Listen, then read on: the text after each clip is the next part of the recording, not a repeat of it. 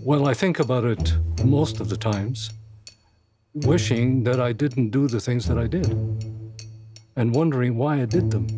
Basically, I wish I could start over again. It's a fraud case that has rocked Toronto's well-to-do community. The man police say is behind it is Albert Rosenberg. It's sensational. It's vicious. They wanted to make me look like some kind of a devil.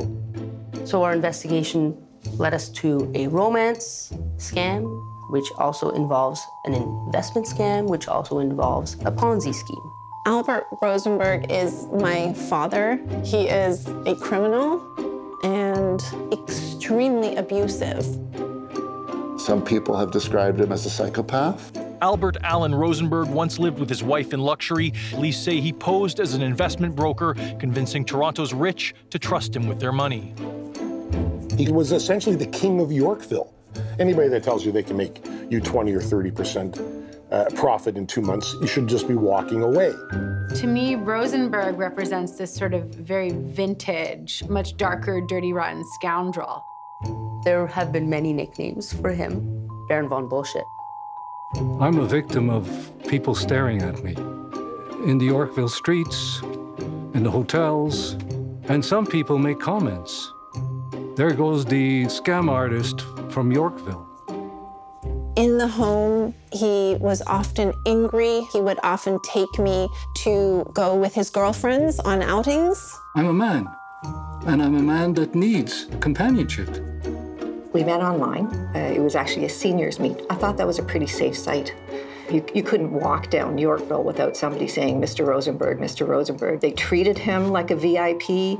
It was incredible. I taught her how to eat, what to eat. I taught her what to drink. We went to concerts. She's never done any of that stuff before. Antoinette got caught in an elaborate web of deceit. Someone like Rosenberg is the cult leader, just focusing on one victim at a time. So he never left me alone. He isolated me from my family very quickly.